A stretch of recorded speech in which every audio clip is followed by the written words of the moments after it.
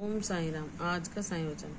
मेरे बच्चे, मैंने तुम्हें इतना ज्ञानवान बना दिया है कि तुम अपने निर्णयों को स्वयं ले सको।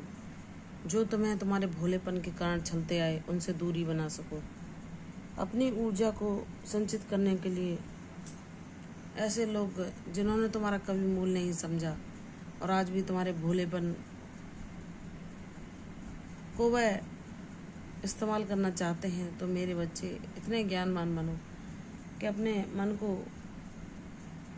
नियंत्रण में लाकर हर पल प्रभु का ध्यान लगाओ, उनका गुणगान करो, सदैव उनका नाम जाप करो, ताकि उनकी ऊर्जा ही तुम्हें लुभाए, वही तुम्हारे जीवन में आकर्षित हो, अन्य और कुछ नहीं। मेरे बच्चे, तुम जानते हो कि यह शरीर नाशवान ही है। इस संसार में जो कुछ भी है वह सब नश्वर है। अगर हमें किसी भौतिक आकर्षणों से या भौतिक वस्तुओं से, संसाधनों से कोई सुख प्राप्त होता है, तो वह हमारी आत्मा को तृप्त नहीं कर सकता, वह हमारे लिए सच्चा सुख नहीं होता। चाहे हम भोजन संबंधी पदार्थों से, भौतिक संसाधन, वस्त्र, मूल्यवान वस्तुएं, उनसे थोड़ी देर के लिए ही भ्रमित हो सकते हैं, लेकिन हमारी आत्मा को सच्चा सुख हमारे बाबा के नाम के अलावा अन्य कोई वस्तु पहुंचा ही नहीं सकती। न जाने मानव जीवन कितने जन्मों के बाद मिलता है, और अगर हम इस जीवन को साकार न कर पाए, इस संसार में आकर ईश्वर से न जुड़ पाए, तो हमारा जन्म लेना निरर्थक हो जाता है। किसी भी आकर्षण में न फंसकर सिर्फ गुरु का ध्यान करते हैं जब हम, तो प्रभु हमें इतना ज्ञानवान, इतना विवेकवान बना देते हैं कि कोई भी सांसारिक वस्तु, कोई भी भौतिक सुख साधन, कोई भी संसार की पदार्थ हमें इतना नहीं लुभा सकते कि हम अपने मन की शांति को खो दें। क्योंकि ईश्वर को जो जान लेता है, उनको जो भजता है और जो उनको पहचान जाता है, वह जान जाता है कि सत्य क्या है।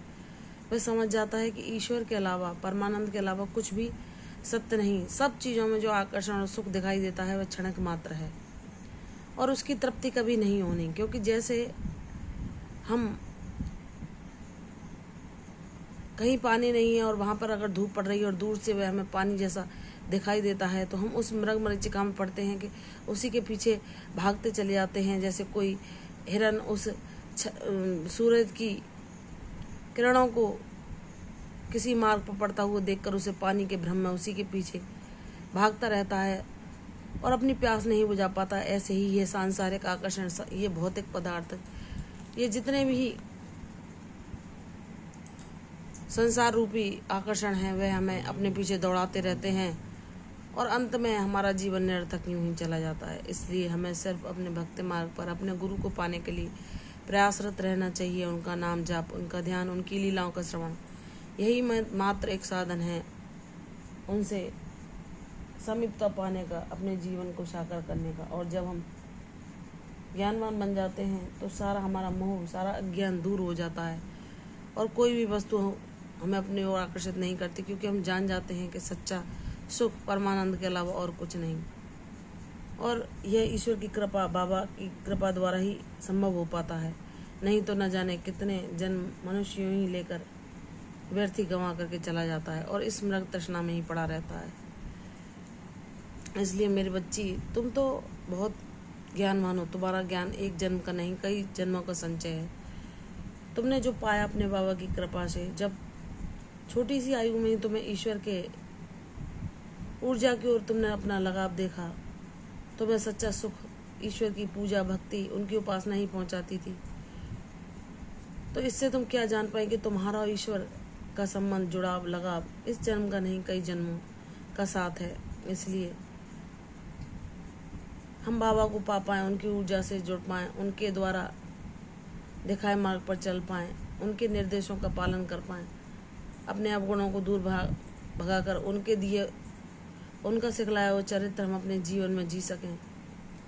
बस इतनी ही कामना हमें अपने सद्गुरु से करनी चाहिए, क्योंकि वह जिसके जीवन में आ जाते हैं तो उसका कल्याण निश्चित है।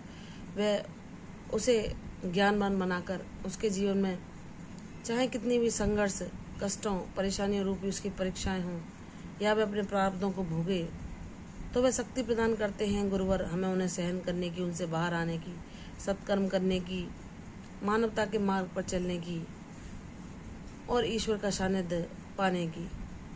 वही एक अटल सत्य हैं जिनको पाना मानव जीवन का उद्देश्य होना चाहिए। इसलिए हमें अपने भक्ति मार्ग पर चलते हुए सिर्फ गुरु से उनको ही मांगना चाहिए, अन्य किसी वस्तु को नहीं, क्योंकि गुरु जो आवश्यक होता है वह हमें अवश्य देते हैं।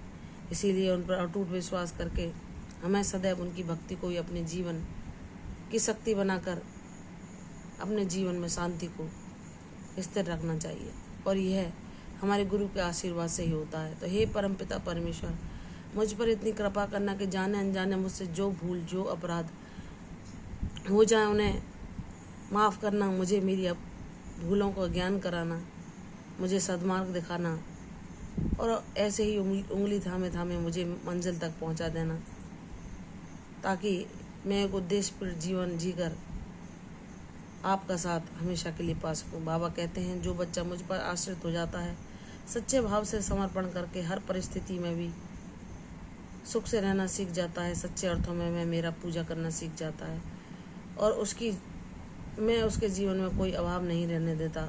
अपने आशीर्वादों से उसकी खाली झोली को भी सदैव के लिए भर देता हूँ। मुझ पर विश्वास करो मेरे बच्चे, तुम अपने अनुभवों के द्वारा दूसरों के जीवन में भी आशा का संचार कर पाओगे। वह शक्ति मैं तुम्हें प्रदान करूँगा। तुम अपने प्रयास जारी रखो, तुम्हारे प्रयास तुम्हें सफलता की ओर पहुँचा देंगे। प्रसन्न रहो, यशस्वी हो, दीर्घायु हो। कल फिर आऊँगी साईं वचन में, तब तक के लिए ओम साई राम।